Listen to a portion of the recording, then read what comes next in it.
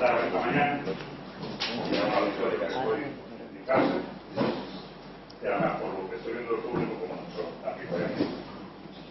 Cuando me contaron que tenía que hablar aquí, yo la primera cosa que pensé en qué idioma iba a hablar.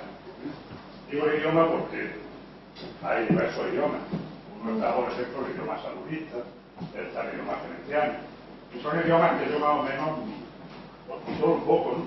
Me pasa como con el inglés. Los leo, incluso los puedo escribir medio oír, pero luego me da mucha fatiga hablar, ¿no? Y entonces, pues lo mismo me pasa con un lenguaje saludista o un lenguaje más gestor. Entonces voy a utilizar el idioma que mejor me manejo ahora, el idioma de la clínica. Entonces la presentación que voy a hacer va a ser una presentación de casos clínicos y reflexión sobre ellos. También es una visión que lo he puesto en el título, perspectiva de un médico de familia, o sea, no tengo ningún criterio de representatividad de nada, ni siquiera del centro, ¿verdad? Una opinión personal. Y basada en una experiencia como es la mía, que es una experiencia muy concreta. Ha dicho Jesús antes, casi todos los años de diferencia asistencial en un centro solo Cartuja, y no me lo han hecho todo. Nunca he trabajado fuera de mi centro, en las cosas asistenciales. Y es verdad que hay un centro, una barriada especial, que tiene pues, su manera de crear la opinión de quien trabaja allí muy especial. Por lo tanto, lo que yo voy a contar lo interpretáis como unas reflexiones muy individuales y no voy a hacer una exposición basada en cero nivel de evidencia ni en cero nivel estadístico. Entonces, son opiniones que luego podemos discutir. Hombre, algo de no es que se me haya ocurrido muy claro.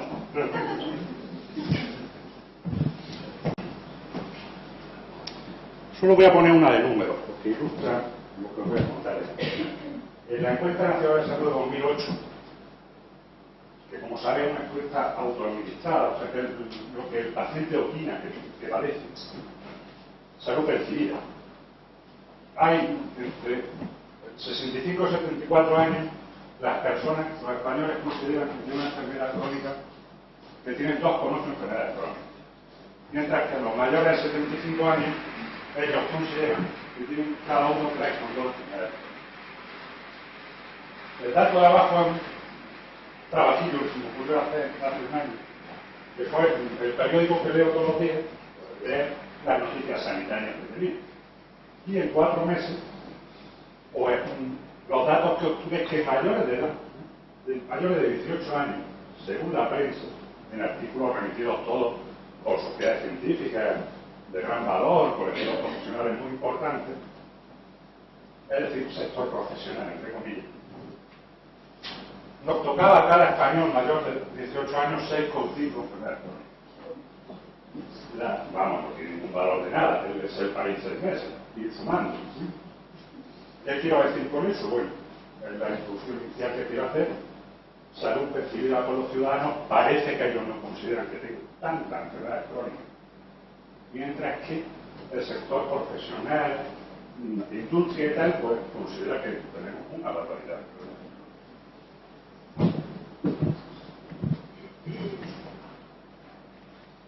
El caso 1, el primero, es una paciente mía. Los pacientes que os traigo son, lo hice en la segunda quincena de junio, pues poquillo, 10 casos que podían tener. Es una paciente de 42 años, se llama Josefa, y en su listado de problemas es una enferma que tiene artrosis, osteoporosis, hipertensión, hiperlipemia, catarata, deterioro cognitivo, déficit de inmovilización y obesidad. Es una paciente que en sus 92 años pues no está ingresada nunca en el hospital. Tiene una buena calidad de vida, da poco a la consulta, no tiene polifarmacia y tiene un buen apoyo sobre familia. Tanto, vamos, yo una cosa que tenía que decir ahora en la introducción, pero bueno, es que aunque soy médico familiar, hablo como tal, pero aunque para no repetirlo constantemente, pero siempre que diga médico de familia, si se me olvida digo médico y enfermera de familia. Entonces, para su médico y su enfermera de familia, este paciente, yo como traductor de sus necesidades, entre comillas, ¿qué le hace falta? No le hace falta nada. El paciente queda bien, vida aceptable, y lo único que le haría falta para mejorar no depende de mí, ya tiene que ir un quinto sin ascensor, no depende del servicio, de los servicios de salud. Es una paciente la cual tendremos que pensar que habrá que ponerla en el programa de visita domiciliaria, porque el momento va y viene, los 22 años, un quinto sin ascensor por la naturaleza. ¿Qué reflexiones me lleva esta paciente? Esta paciente es una paciente que me hace reflexionar que no nos hace falta un programa de atención para ancianos sanos. Entonces, programas de atención a crónicos basados en ancianos sanos han demostrado su eficacia en todos los sitios. Incluso aquí tenemos la experiencia hace unos 9 años que con un programa, una promesa electoral que se cumplió con los famosos chequeos de Chávez a los mayores, a los de 65 años. La justificación se ha dado. También me lleva a la reflexión de que no hay que tratar el envejecimiento. El envejecimiento no es una enfermedad crónica, el envejecimiento es un envejecimiento, no es una enfermedad. Y como un enfoque más global, hay dos modelos de atención a crónicos, uno el modelo basado en enfermedades y otro el modelo basado en personas. Evidentemente, de la atención primaria, la inmensa mayoría, y eso sí creo representativo, tendremos un enfoque basado en personas. No hay enfermedades, hay personas. Los enfoques basados en enfermedades, por lo que se ve en la literatura, son enfoques que generalmente se dan en zonas, en países, donde el nivel de atención primaria es claramente insuficiente. Modelo clásico, los estudios de Wagner y Estados Unidos. Implementa un programa de atención a crónico importante porque no tiene un nivel de atención primaria que sea capaz de dar respuesta a eso. Mientras que la teoría del enfoque a personas y enfermedades, igual la teoría clásica de teórico de atención primaria no fue fantástico. Y yo creo que una teoría más asumida y controlada en los centros de salud por los médicos y los enfermeros de salud.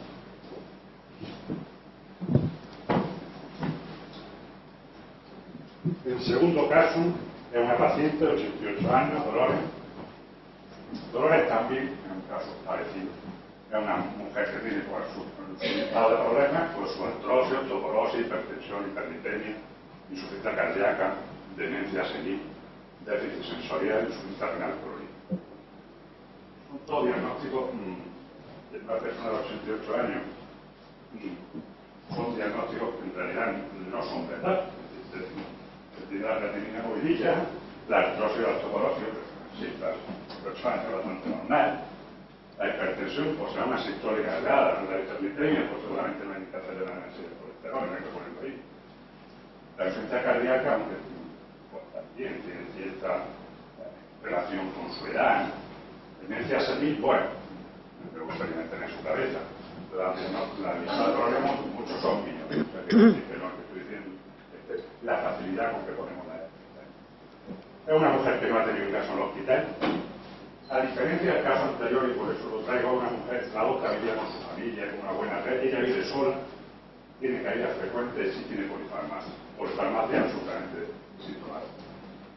Los Piribanes en Granada, esta mujer, este verano salió en el periódico que se había caído por las calles de La Mar, un borrazo, se preocupó, una plana de idea, porque se había caído, según el periódico, porque las calles estaban mal.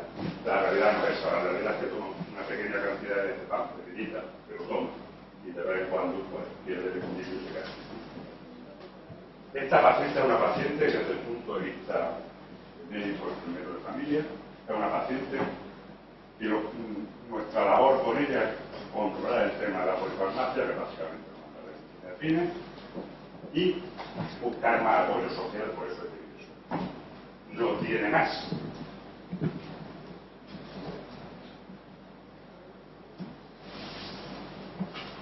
Por lo tanto, ¿qué reflexiones me dan?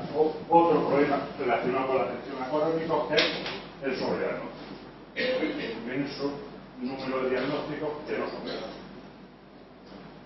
Yo creo que el sobrediagnóstico se ha convertido ya en un problema de salud pública. Y luego también la importancia, cuando hablamos de crónicos, cuando hablamos del trabajo en un centro de salud, del desarrollo de las redes sociales.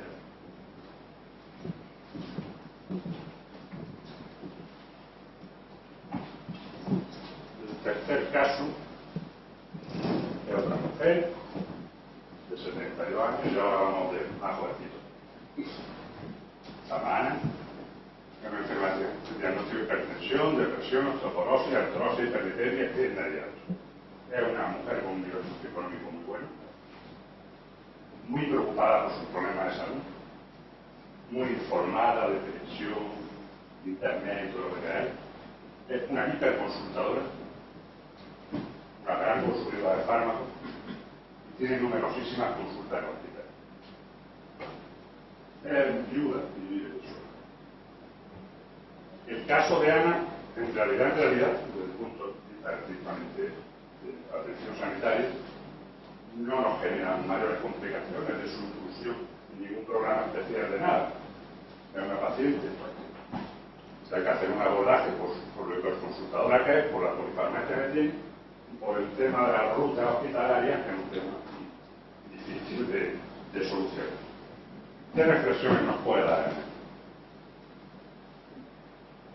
Ana me lleva a la reflexión del tema de la publicidad, la industria y la medicalización. Yo hago un comentario de que una de las cosas principales de una estrategia de atención a un paciente crónico es prohibir inmediatamente el anuncio que sale en la tele de nuestro glorioso seleccionador de fútbol, Vicente del Bosque, ¿no? Sale el anuncio de tal. Todos los días que es el del colesterol. Cuando sale con esa capacidad de convicción y autoridad moral que tiene nuestro país ese señor, diciendo que si tienes, muy serio, si tienes el colesterol más de 200, trátate luego un problema gravísimo. Bueno, pues Ana y muchos pacientes como ella, es gente que ve la tele y que lee.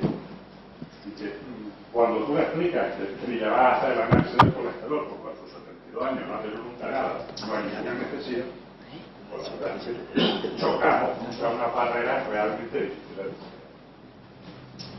No voy a entrar en el tema de la industria porque es tan obvio que, bueno, hablando también del fútbol, también se hacen. Los partos del Bernabéu son conocidos como los partos de los laboratorios. Y no están llenos de investigadores en oncología. Están llenos de gente que, en un alto porcentaje, trabajan en unidades de patologías inventadas o de patologías que no tienen una justificación que tengan una estructura neurológica. Y de grandes practicantes de primaria, no entro yo en la dicotomía en ese sentido. El tema de Ana también me lleva a una reflexión sobre el tema de los cuidados inversos. Está más demostrado el tema de los cuidados inversos muy frecuente en primaria. Y en los hospitales también. Es que le damos más atención a quien menos lo necesita. Entonces, el tema de los cuidados inversos en pacientes, como el caso de lo que he puesto de Ana, pacientes informados, que se saben los recorridos, que van a 70 consultas al hospital y no tienen que ir a ninguna, que hacen 70 controles cuando no había que hacerle ninguno, o hacen que hagamos una distribución absolutamente racional de nuestro tiempo y de nuestros recursos. Hay un trabajo que hicimos en el centro hace ya unos años, que está bien, que fue analizar una muestra de unos 500 o 600 hipertensos, y el número de visitas que hacíamos era totalmente inversamente proporcional a ese control. Es decir, veíamos muchísimo a los hipertensos perfectamente controlados por su médico, su enfermera, mensualmente, con todos los análisis hechos, todos los protocolos, y eran todos los que habían tenido siempre la tensión perfecta. Mientras que los que tenían unas cifras tensionales preocupantes, factores de riesgo asociados, eso no se veía. Los verdaderos inversos se dan en su primaria y en el hospital y es verdaderamente un elemento peligroso. Luego también quería hacer una reflexión sobre el tema de la accesibilidad, con prudencia, en el sentido que no vamos a negar ningún elemento de accesibilidad, ¿no? Pero sí es verdad que en algunas circunstancias hay unas accesibilidades que no favorecen el correcto cuidado de la gente. No hay manera de solucionarlo, pero sí es bueno reflexionar sobre ello. Y es relacionado también a Andalucía con lo que tenemos de mora cero en los centros de salud, que algunas veces es un perjuicio en vez de un beneficio. Un ejemplo un poco tonto me pasa esta mañana. Y es que por un paciente mío, Mario Fillo, por la noche el hombre se despertó y le dolía un brazo. Cogió su teléfono y pidió cita. Como no vamos más de citas, pues me dieron la cita conmigo esta mañana a las 10:15. Y allí que se me presenta Manolo. Yo le pregunté, mira usted, me pasó esto. Y ahora le pasa, y dice, no, sí, cuando me levantaba yo no tenía dolor. Vale. Entonces, ya ves. ¿Qué cree usted que va a ser? Pues seguramente una postura representativa, pero bueno, bien. En algunas cuestiones, un exceso de accesibilidad produce una banalización de la atención y luego que determinadas consultas por sintomatología y tal, como en pacientes crónicos que realmente no aporta nada. No es controlable, no vamos a definir la accesibilidad, pero como elemento de reflexión sí me gustaría comentar. Bueno, este otro paciente está un varón de 38 años que no ha puesto ni mucho menos todos los diagnósticos que tiene. Sumamos los diagnósticos, la lista de problemas. Es un paciente que está diagnosticado de fibromialgia, asma bronquial intrínseca, trastorno obsesivo compulsivo, tiene una varices, tiene una histeria cerebral y tiene un dolor global. Pero polifarmacia no es lo suyo. Tiene una receta 21 con 19 medicamentos. Y el shopping sanitario no es shopping sanitario. De todas esas cosas que puede haber, algún especialista distinto está ahí. ¿El paciente qué patología tiene? O sea, ¿qué hay que hacer con él? El paciente está sano como una piedra. El paciente está perfectamente, mejor que todos nosotros juntos, no le pasa nada. No le pasa absolutamente nada. Es un caso extremo. Es un paciente que a los 18 años decidió que su trabajo en la vida iba a consistir en ser expresionista. Pues yo, mi trabajo es que voy a ser expresionista. Y desde los 18 años, perfectamente organizado, vamos, si hubiera dedicado otra cosa a su nivel de inteligencia, sería magnífico.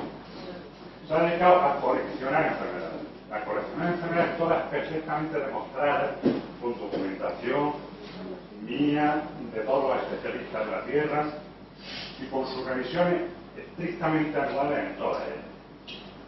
Como no se las doy yo, porque ya les he dicho que no faltaban, pues cuando consigue salir de una consulta al hospital, ya sea neurología, psiquiatría, medicina interna, reumatología o cirugía vascular, y por supuestísimo la unidad del dolor, de esas 9 de conseguir de fondo, es que se va a ver sentada para la pensión para el año. Este hombre, efectivamente, hace 3 años consiguió su pensión y disfruta de su pensión con 400 días al mes, que verdaderamente se la ha trabajado aunque no haya cotizado.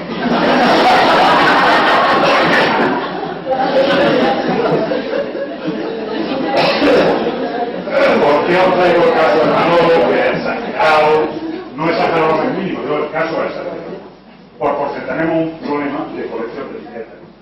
Tenemos que cuando abrimos nuestra historia, empieza a ver porno ahí, y tiene ahí una colección de 12, 14, y con un problema que es una de las cosas que pasan relacionadas con el sobrediagnóstico que os ponía antes, que es el descenso de los umbrales diagnósticos. Asistimos continuamente a que diagnosticar las cosas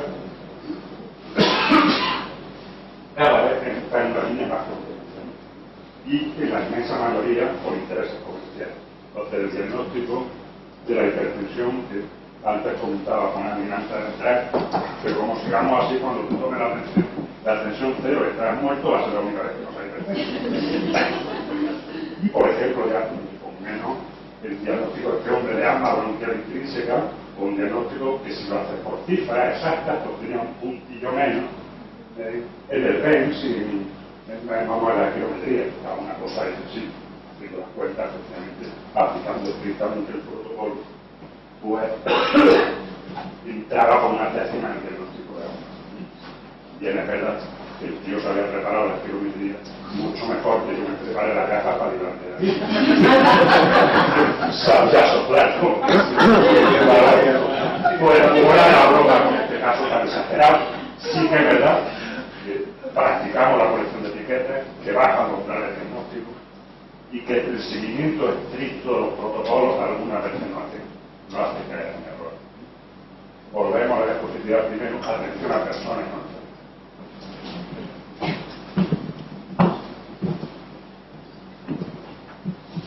El siguiente son 2 casos apareados, ¿no? Son 2 mujeres de 57 y 58 años, las 2 tienen los mismos diagnósticos, tienen un cáncer de mama y una diabetes. Las dos tienen un nivel socioeconómico y apoyo social también similares, bastante aceptables. Y las dos tienen unas relaciones familiares similares.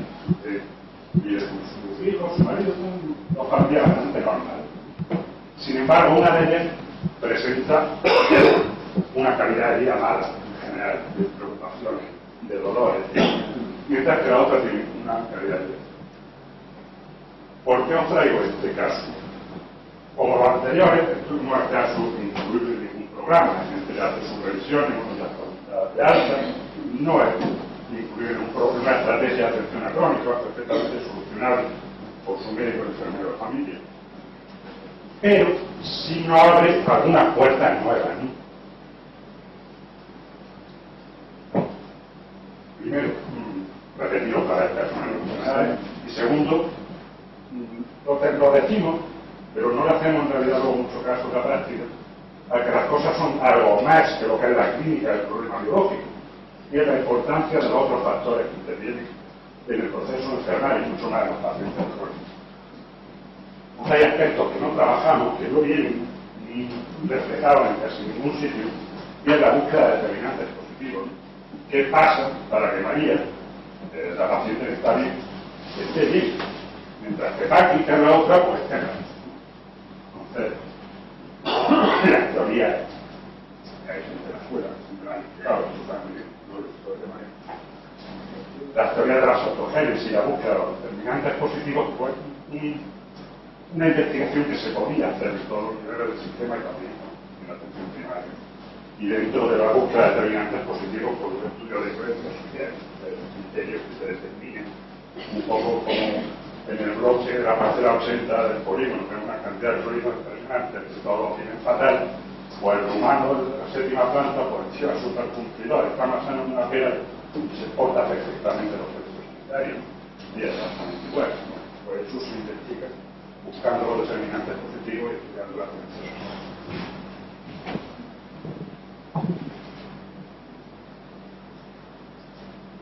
Ya vamos a entrar, hasta ahora, los 6 casos que os he contado, digamos, son abordables por el centro. No, hay gente que no sale del sistema de atención primaria. Lo podemos hacer mejor o peor, pero no necesita ninguna estrategia especial. Ya empezamos con casos un poco más. Estamos en el caso 7, que es un varón de 53 años, Miguel, es un paciente diabético, está anticoagulado, tiene una pérdida de visión, aunque trabaja en la 11, tiene un ECOG y hay hipertensión. Es un paciente, sin embargo, que tiene hábitos saludables. Es un hombre que come perfectamente, hace ejercicio, no fuma, tiene una vida sana. Con lo cual presenta muy pocas representaciones de su patología. Tiene una excelente red familiar y no va al hospital. No necesita estar pendiente. La patología se puede controlar en el centro y de hecho está muy bien controlada. ¿Qué quiero con este paciente decir? Con este paciente quiero decir hacer recalcar con lo mismo que antes la importancia de los factores psicosociales, la presencia de las buenas redes de apoyo, la presencia de determinantes positivos, pues está muy bien. Yo creo que es fundamental, es más importante que muchos valores clínicos. Igual, aunque siempre es una cosa que se dice que parece teórica, pero sigue siendo necesario que no se nos olvide la necesidad de las medidas de fomento y protección del hábito saludable.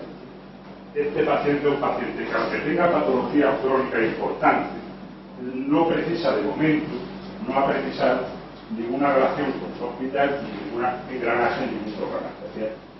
Ya sí tiene patologías importantes, pero no han hecho falta, se controlan. Básicamente porque tiene esos determinantes positivos. Esta otra tiene 62 años, es una mujer que tiene un grupo eritematoso, una insuficiencia renal crónica, un apoyo residual y está en tratamiento continuo con corticoides. Sí tiene regularizaciones frecuentes, pero no necesita ingreso, y esta mujer sí va al hospital y hay una buena relación con el hospital. Va al hospital a una consulta definida, siempre a la misma, a una unidad especial dentro de medicina interna, y si tiene algún problemilla más o menos relacionado con lo suyo, generalmente lo solucionan ellos. no hace shopping de especialidades. Tiene su consulta de referencia en el hospital y allí. ¿Qué quiero contar a José? De Josefa hay otra cuestión que está muy clara en la atención primaria crónica, es que la frontera es absolutamente imprecisa. O sea que lo que es la enfermedad crónica por un lado, la enfermedad aguda por otro, eso no existe en la práctica.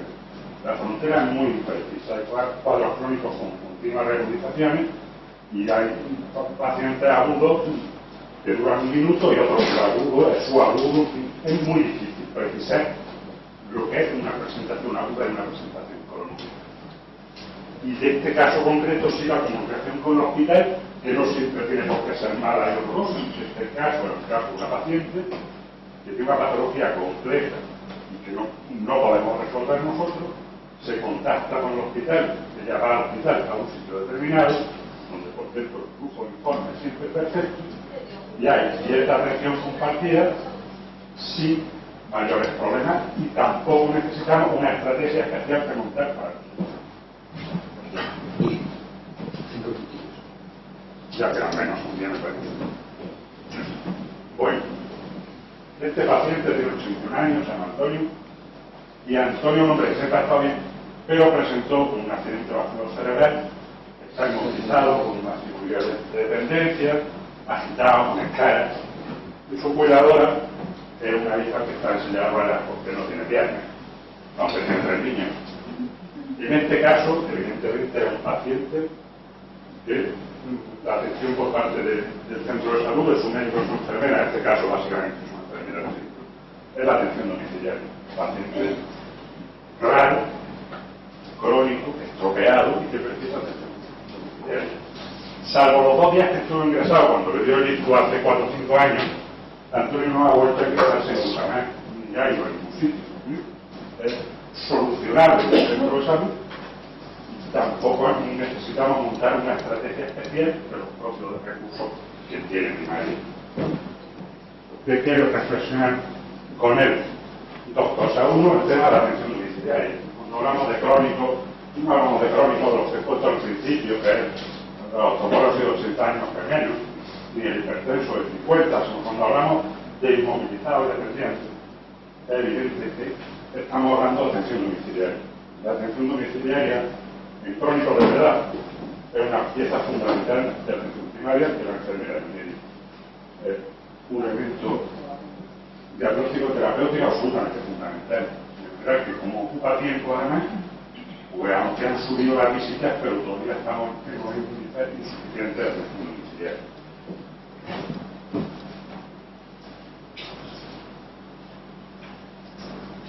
Bueno, esta es una paciente de 75 años, María Luisa, que tiene una diabetes, una insuficiencia cardíaca importante, una respiratoria importante, está con psicoterapia a domicilio anticoagulada, tiene frecuentes reducciones de ingresos y múltiples especialistas hospitalarios. Este caso sí que necesito ayuda. Este caso sí que necesito estrategia, diferente a lo que hay ahora.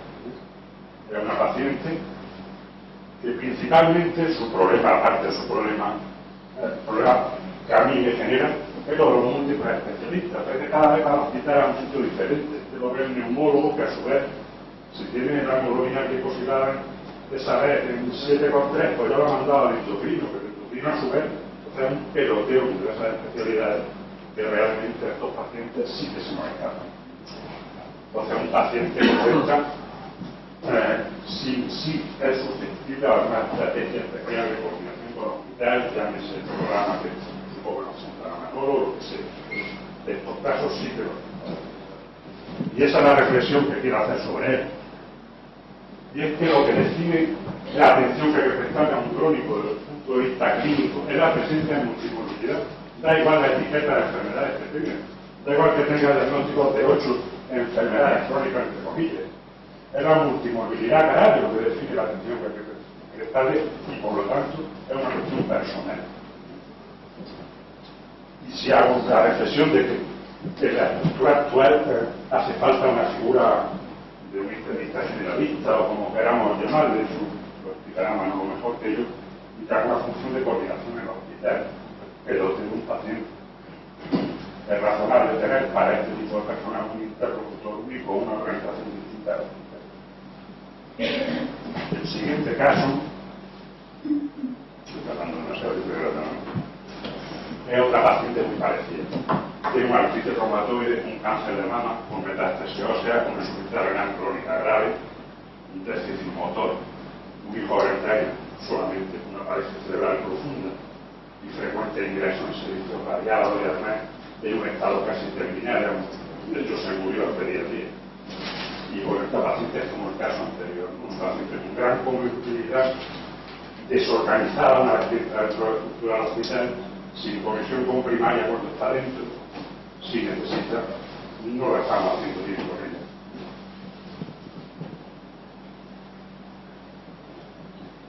Insistir en lo definitorio de la plurinormalidad y hacer la reflexión que además se está notando ahora, que la disminución de los programas de dependencia y apoyo social son tan básicos como la medicación en la vida de los pacientes crónicos. Pues rápido de mí. Bueno, caso 12 que es una niña de 20 años, de Raquel, que tiene una esquizofrenia y además ahora debutado con 19 años con diabetes. Está en una situación de cohabitación amplia, una esquizofrenia con un comportamiento siempre descontrolado. Este solo traía para reflexionar sobre que muchas de las cosas que leemos de crónico siempre dicen no se incluyen en enfermedades mentales. En la práctica, en un centro de salud de enfermedades crónicas mentales, a pesar de los cambios, las reformas, sigue constituyendo un castigo de Dios. Una disfunción familiar amplísima y sigue habiendo una escasez de recursos de apoyo. Está el modo de resumen brutal muy largo. ¿Qué conclusiones saco? Porque los modelos basados en la atención primaria se centran en personas, no en enfermedades. Pero los modelos basados en atención en enfermedades producen siempre un aumento de sobrediagnóstico y por lo tanto un aumento artificial de la terapia. El envejecimiento no se trata, nos falta un programa de ancianos sanos. Y la multimorbilidad es el factor fundamental para la atención al paciente crónico. Cuidado con la ley de los cuidados internos. La estrecha frontera entre lo agudo y lo crónico. Los hábitos saludables, los cambios en el estilo de vida siguen siendo un elemento clave, aunque eso lo pongamos en los papeles. Ojo con la confianza engañosa en los elementos de negocio. Los problemas psicosociales son clave en el control de un paciente crónico. Y un 30% de los motivos de consulta diaria al primario. La búsqueda de determinantes positivos, la atención domiciliaria, el cuidado con los enfermos mentales. Bienvenidos a los programas de coordinación que suponen una visión generalista interna del hospital. Pacientes que están indicados que son pequeñísimos porcentajes crónicos. Y dos reflexiones y termino. Puede haber, ya os digo que por mi experiencia, yo no sé, pues no trabajamos en este campo, pero puede haber diferencias con el medio rural. Básicamente por la estructuración distinta de los hospitales comarcales. No lo sé, pero hablando con la gente parece que en medio rural, en hospitales comarcales, no se da tanto por la propia plantilla de los centros, esa fragmentación y diversas consultas. Y quizás los hospitales más pequeños ofrezcan una visión más integradora, bueno, no lo sé. Una suposición. Y lo último es, pongo un poco borde, la atención primaria, menos vaselina y más recursos. ¿Qué quiero decir con eso? Porque cuando uno lee cualquier programa de algo, si tiene 40 folios, os aseguro que los 38 primeros están dedicados a lo importante que es el médico familiar y lo importante que es la enfermedad de familia. Eso lo lees. Soy idiota. Pero luego lo único que ya leo son los 5 últimos rincones, que es donde viene la asignación presupuestaria, todo lo que hemos leído antes, los recursos que se dan. Entonces uno lee todo y de verdad me enseñar alguno que está a nivel donde ponga, después de poner lo importantísimo, los geniales que somos, lo maravillosos de la atención primaria y su papel tan importante, que cuando venga recursos venga un duro para primaria, resulta que si había algo duro, pues venga el otro lado, que no ha salido los 38 por el primero, pero ha salido los últimos 5 primeros, que es donde hay que estar. Entonces, no son momentos para reclamar mucho el tema de recursos, que significa, pero por lo poco que haya, a mí me gustaría pues, salir los últimos 5 renglones, aunque no me miente que los 38 por el primero. Muchas gracias.